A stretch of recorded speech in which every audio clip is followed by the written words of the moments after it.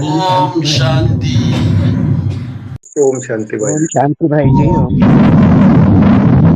शांति भाई। चलो पॉइंट बताओ सभी एक एक करके।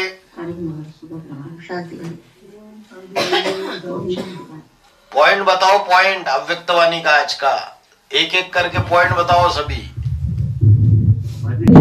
ये जो बिगिनिंग में बोला है ना, पानी का बिगिनिंग में तुम बच्चों अलौकिक स्थिति में हो। सॉरी, पारलौकिक।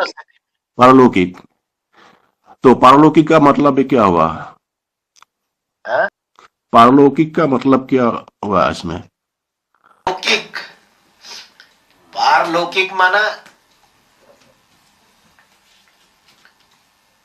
हमेशा परमधामी अवस्था में लटके रहे, माना बुद्धि जो है निरंतर याद में रहे परमात्मा की।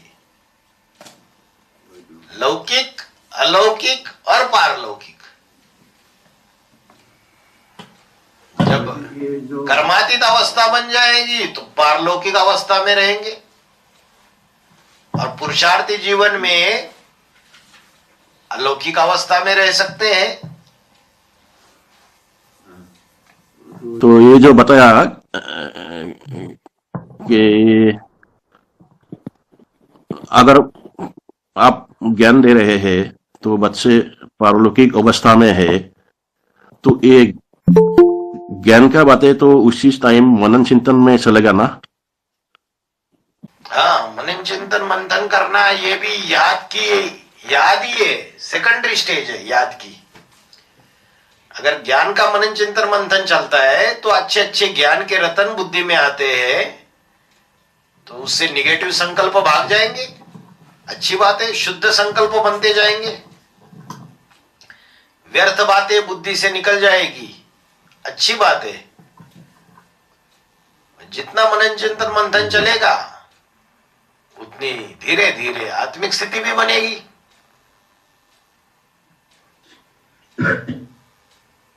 ठीक है भाई।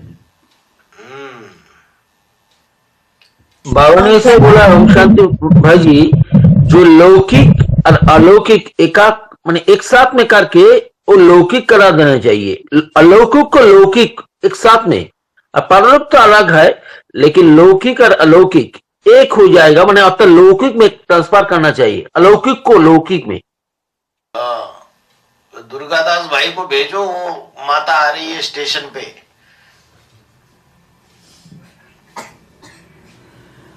तो रोज सेवा का बैलेंस देखना है, लौकिक में कितना दिया और अलौकिक में कितना दिया है।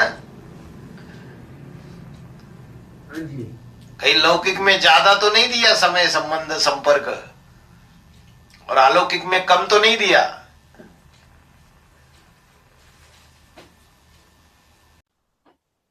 वही तो देखना पड़ेगा।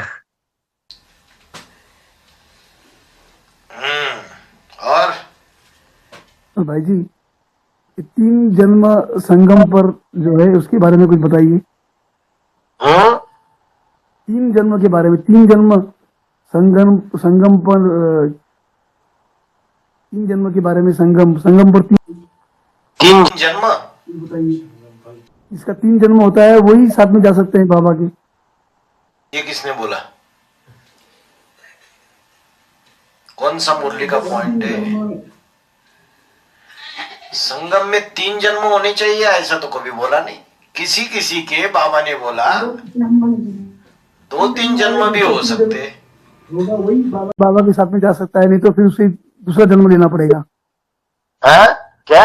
जैसे संगम पर जिसके अगर 3 जन्म पूरे होते हैं वही बाबा के साथ में जा सकते हैं, नहीं तो ऐसा कोई मुरली का पॉइंट आज तक नहीं सुना।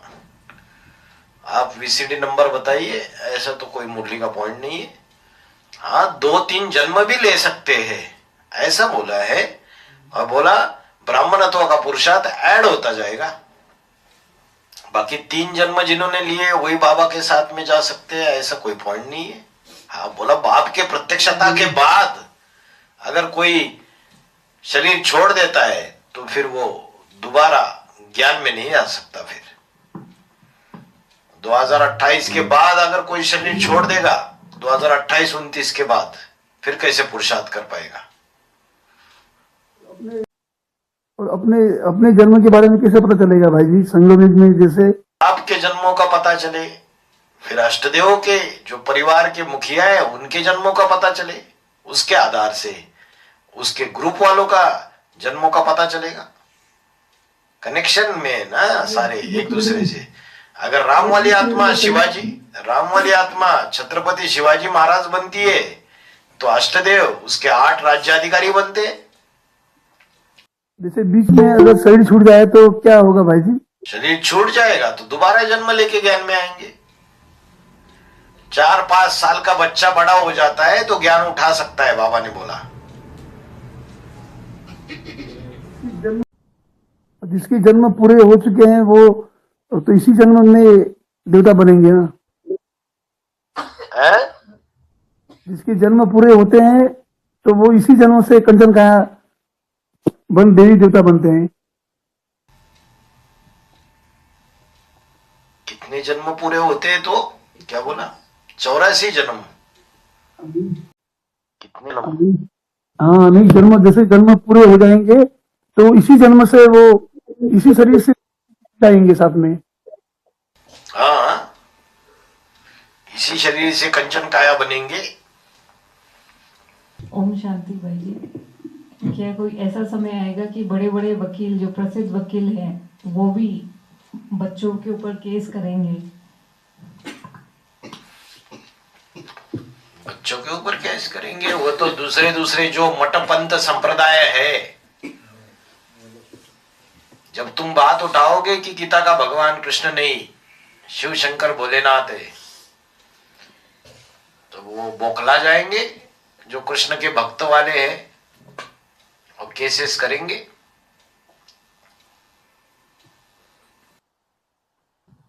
तो उस समय भक्ति मार्ग के शास्त्रों पे शास्त्रार्थ होगा या मूल्यों के आधार पर शास्त्रार्थ होगा? जो भक्ति मार्ग की शास्त्रों की जो बातें मूल्यों से टैली होती है वही बातें बच्चे रखेंगे। बाकी ढेर सारी शास्त्रों की बातें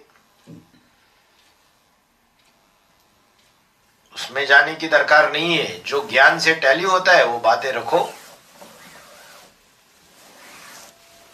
जल्दी रिजल्ट आ जाएगा। फिर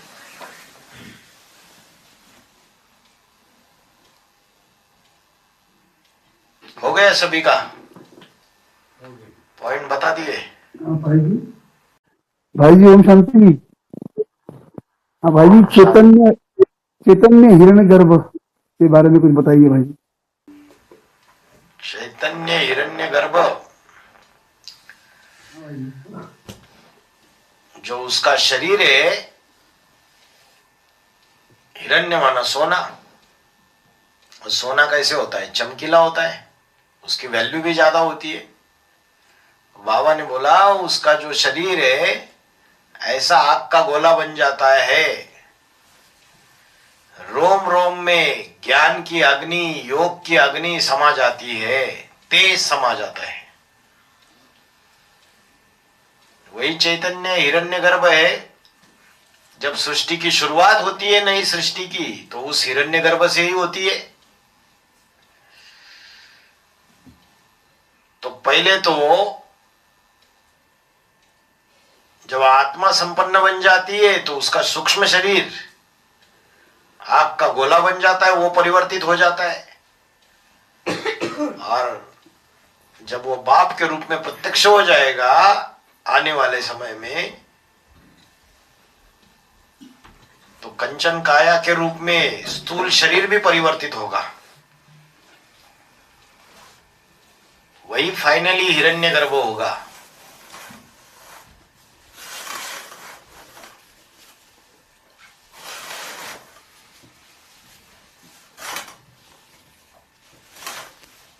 चलो रुकते हैं। ओम शांति। ओम शांति भाई जी। ओम शांति। ओम शांति भाई जी।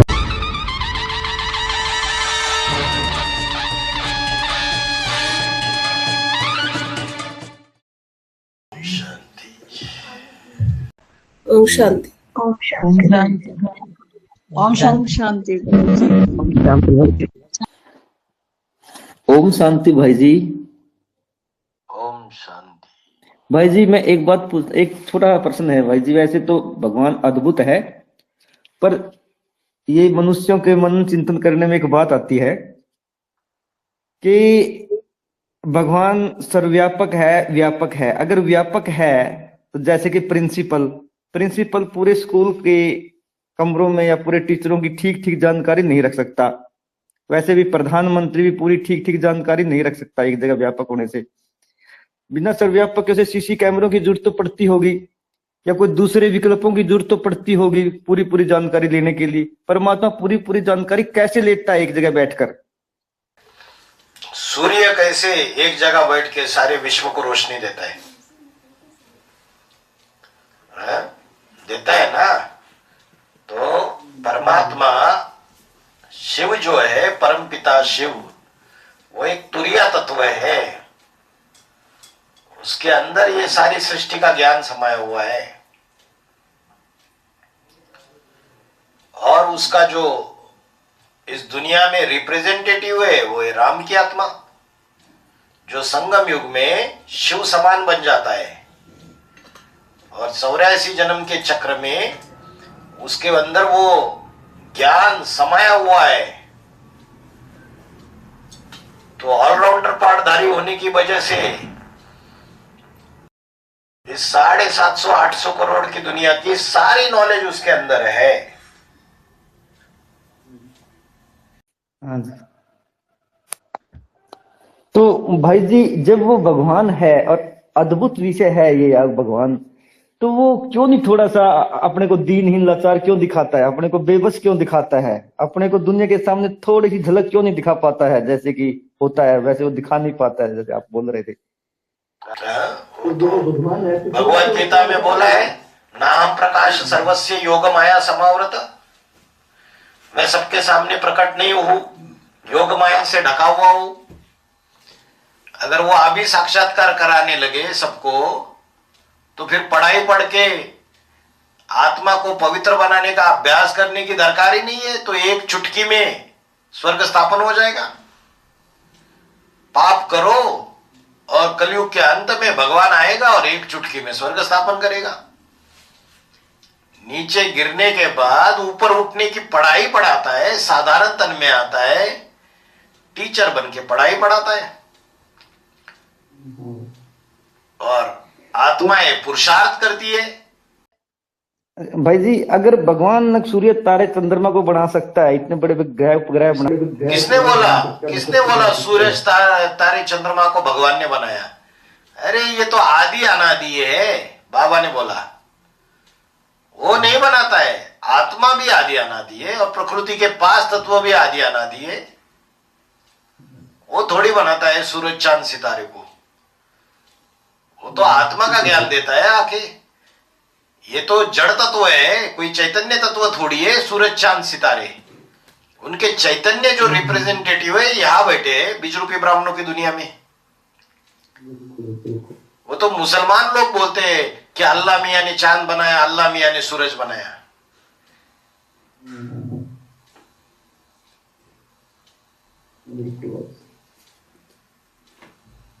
ओम शांति भाई जी। ओम शांति।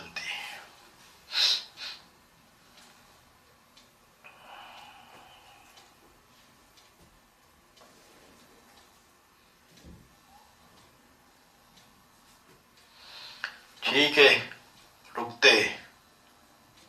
ओम शांति। ओम शांति। ओम शांति। ओम शांति।